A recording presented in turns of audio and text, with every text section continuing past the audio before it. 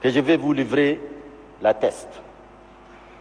Le 15 avril 2021, 5 jours avant son décès, j'étais convié à un iftar par le feu maréchal Idriss Déby Itno, en même temps que plusieurs personnalités, notamment l'ancien président Goukouni Ouédé qui est présent, le président de la Cour suprême Samir Adam, l'ex-président de Hama Dieudonné Benjonabaye, l'ancien président de la CNDH Djidda Oumar et quelques officiers généraux, j'en vois certains parmi les membres du Conseil militaire de transition.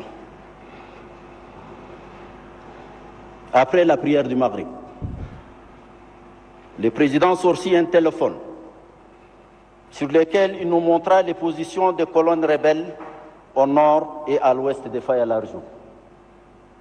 Il nous dit que ces colonnes se dirigent vers le Kanem. Il ajouta tristement: le sang va couler. Je ne veux plus que le sang des Tchadiens coule encore. S'adressant à un des généraux présents, il lui demanda: est-ce que vous avez pris contact avec ces jeunes? On a essayé, mais sans suite. Répond le général. La version du président Idriss Déby tenait pour le sang. Le combat meurtrier et la guerre étaient palpables ce soir-là. Il était pourtant d'un courage et témérité légendaire. Ces soldats vont en témoigner. La mort et les risques de mort étaient ses meilleurs compagnons. Il avait une intime relation avec eux. Pourtant, son aversion pour la guerre et le sang était à son comble.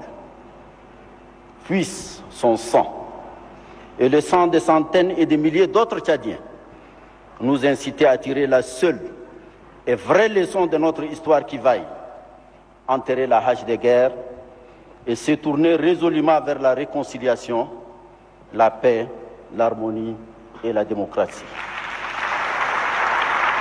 C'est le seul authentique horizon de la rédemption, de la renaissance et de l'émergence.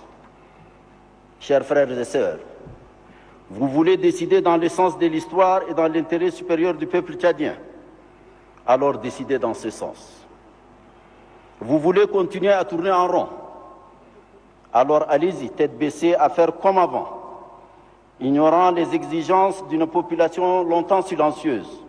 C'est si simple et si terrifiant à la fois.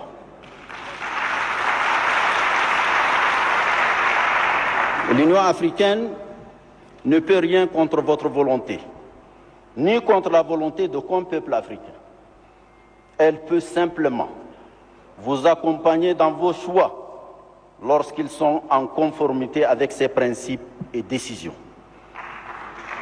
Mais dans la voie de votre ressaisissement et de votre sursaut sincère et patriotique, elle est prête à tout mettre en œuvre pour le salut de votre grand pays et son merveilleux peuple.